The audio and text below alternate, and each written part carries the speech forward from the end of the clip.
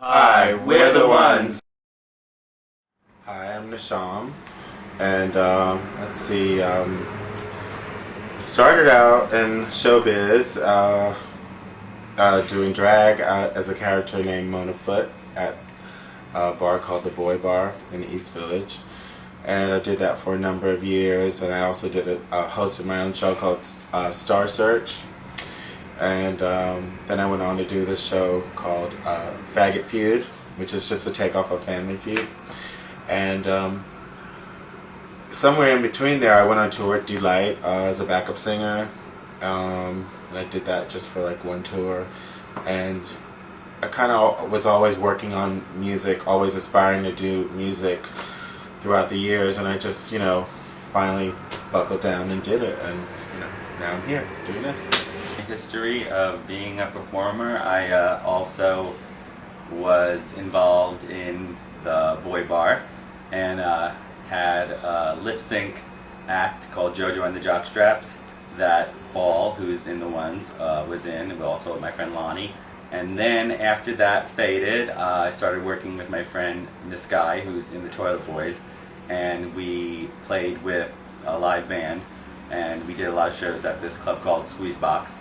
And that faded away, and Guy joined a group called Toilet Boys, and I went on to work with Nashom and Paul, and I also did a record with Danny Tenaglia called Headhunter that was a cover song, and then I joined the ones, and here I am. Hi, I'm Paul. I'm a member of the ones, and I started my schooling, I guess, was in fashion, and I got very disenchanted with fashion design. Decided I was going to be a pop star like Madonna was, because that was the big flash at the time. And so I went into that sort of a head, and in the meantime worked in visual display, and then styling for music videos for a while, and did all sorts of work in the fashion world, styling and meeting a lot of celebrities. And then somewhere in there did a nightclub night with friends of mine, stars of the night in New York City, seeing Johnny Dynell and Chichi Valente and Richard Move and Kitty Boots. Before them had invented this night called Jackie 60, to which I was added as the voice of. Did that for about 10 years, and that was just a wild, insane party every night. Every Tuesday night was different themes, and it's gone on to inspire a lot of other parties I've seen around the world, where they have live MCs on top of music that's recorded, and perhaps different themes for the night. Anyway, with all that, I did some songs with various stars of the music scene. David Morales is always talked about, Farley and Heller from London, Teetotal, help me out kids, who else, Sakamoto in Japan, and Peter Rauhofer. Oh yeah. Size Queen. So whatever, various songs, added my voice to them.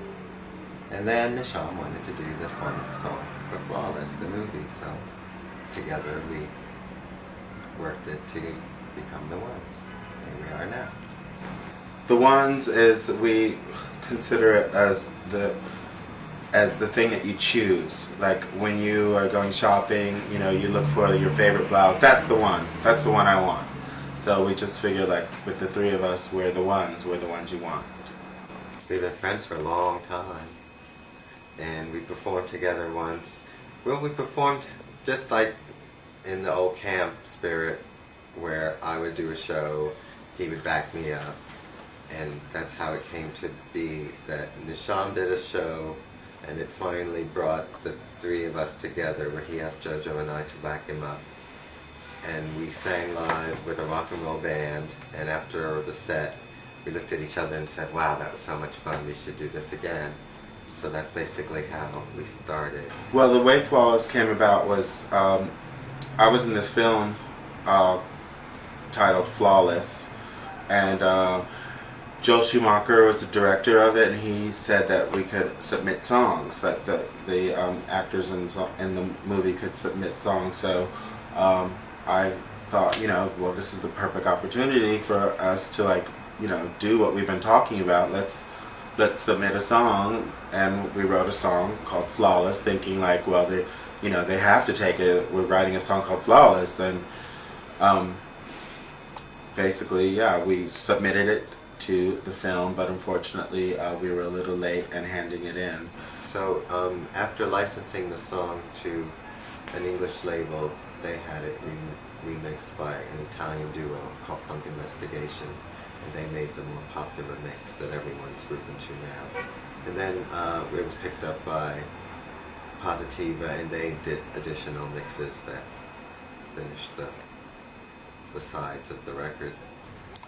Describing our looks, I don't know, we try to stay sort of in a modern, spacey, outer spacey kind of imagery.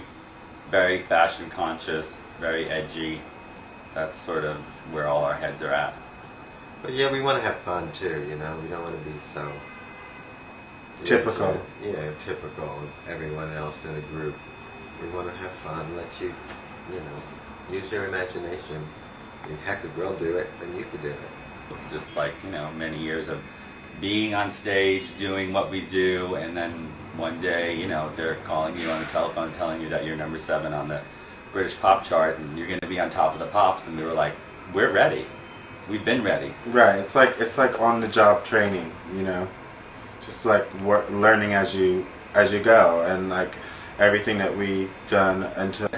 I don't know. Americans are bizarre in the sense that they're so pumped up and so like tuned into just the MTV. If you're not like Britney Spears or Kid Rock or Ja Rule or Jay-Z. Yeah, and they're not as open. Every place else in the world is so open to something new and different, and America just isn't, and it's awful. But it's not going to stop us, so. I think we have all wanted this individually and together for such a long time, and I don't think, we've ever really lost sight of the things that we want, and, for it to finally happen, it seemed like it happened overnight, but it's great, and it just, it hopefully helps like the kids out there to realize that they can have the same thing. But you got to start today, start imagining yourself in that place, and it'll happen. Yeah, and you always have to visualize yourself in the life that you want to lead. That helps a lot. Living the fantasy.